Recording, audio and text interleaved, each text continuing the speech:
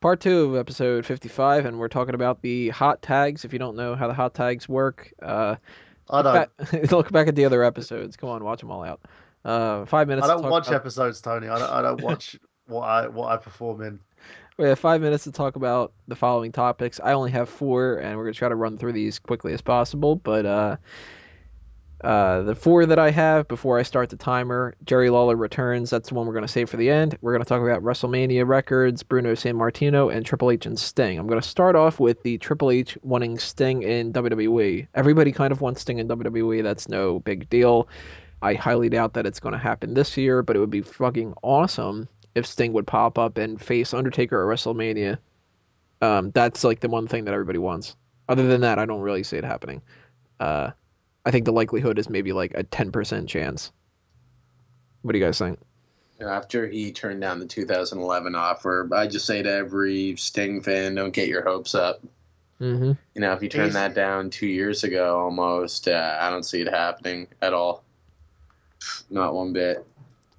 I still hold hope, but I'm like Braden. I'm very pessimistic about it. Especially now that he's with the TNA Hall of Fame. I think his ties with the company, building the company up. Sorry, I felt really dirty saying that. Have have basically legitimately got him into a position where he's like, I don't see it unless he really needs the cash injection, and especially the fact that Taker's all banged up and Sting's on the last leg of his career. I really just see Sting retiring after TNA, and that's that. Um, and as for the Hall of Fame induction, ain't happening. Right. Um, Bruno Sammartino might be open to the Hall of Fame after all. I Uh, still don't see that happening either this year. I believe it when I see it. Right. Didn't he shit all over the WWE Yes, he did. constantly? Yeah. It Yeah. just it just keeps being the story that he does not want to fuck WWE and all this, and then we hear like a month later that it's like, well, maybe. And He no, must be broke. he must be. It's either that or he's My starving for ego attention. may want to be acknowledged a little bit more. I hate Yeah, this company, but if they're going to acknowledge me and give me some spotlight, Hmm. that might be cool.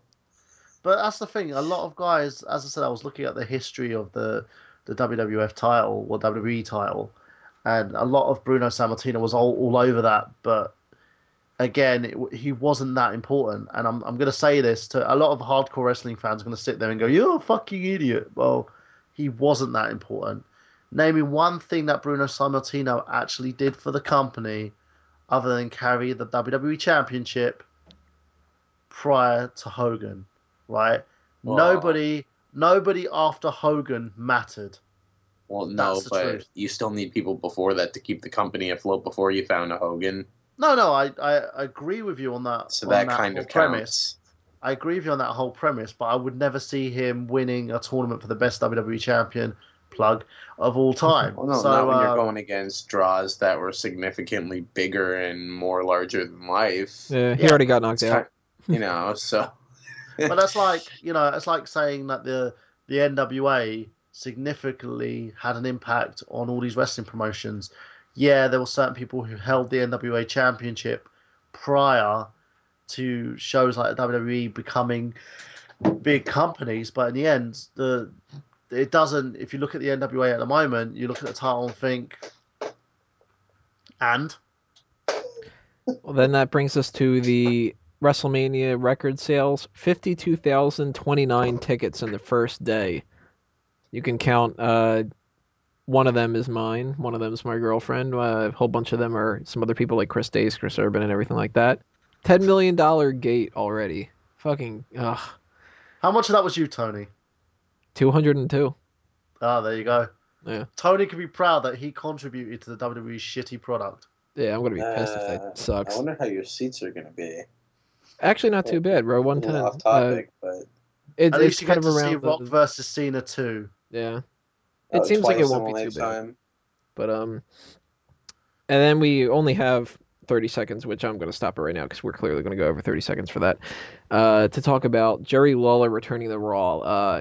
Really need to zoom by this though. I don't want to make this like a 10-minute segment or anything, but Yeah. on top of it, the Jerry Lawler thing. everybody's complaining about it, saying that they went too far. They've done far worse before. I'm sure that Jerry Lawler proved this ahead of time, and if he would have said that he wasn't comfortable with it, they wouldn't have done it. It's good to see Lawler back. It's good to see that he was well enough to be able to do everything that he did. I mean, he didn't run around the ring or anything like that, but he Yeah. wasn't, hooked up to life support out there or anything like that. Very glad to see him back. I thought that the segment was more than reasonable from what they have done in the past. I mean, they've had Eddie Guerrero die. Yeah, like, did anybody not Eddie's in hell watch and early 2006? Like, yeah, they've done worse. So I don't see yeah, why everybody's complaining. yeah, absolutely. Necrophilia, like. Right.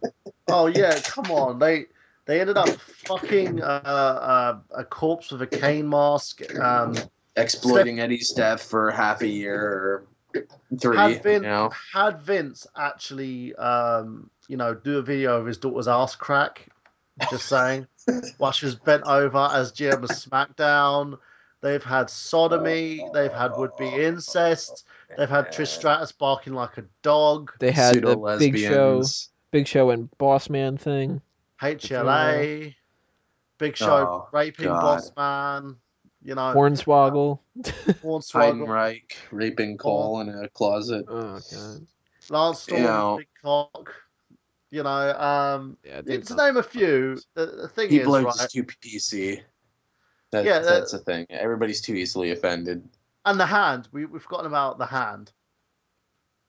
Oh yeah, baby hand. Yeah. Bob Holly saying that he's going to break Michael Cole's ass in half, you little shithead. Yeah. Love that line. I will break your ass in half, you little shithead. That's so fucking good. The fact is, right, we look at it and people are taking themselves way too seriously. Did it serve a purpose? No. It could have been done without it. Yeah, would it?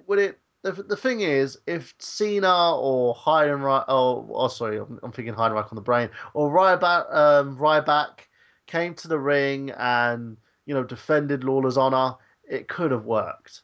The fact is, it wasn't needed. Punk's already over as a heel. Was it like one of those things where it was kind of sort of like a cheeky shot? Yeah, fair enough. It didn't do much. If it was going to lead to something, then I would have been cool with it. I never know. It might have. Yeah, you might have some Lawler interference at the pay-per-view. Who knows?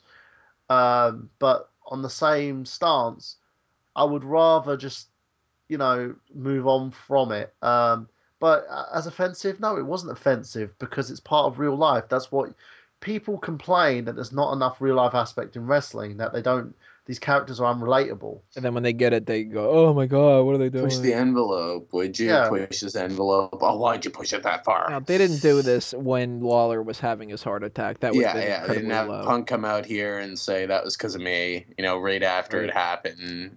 The one thing I do agree with, and it was a column written on WrestleZone.com, again, I feel dirty, from Kevin Kelly. Talking about the backstage fucking and footage. the WWE, I'm seriously hoping that's reenacted footage, because if that's real, it's like, why the hell did they decide to get some great footage of a man who could have died? That seems a little creepy to me. Yeah, it's to cover their asses, maybe?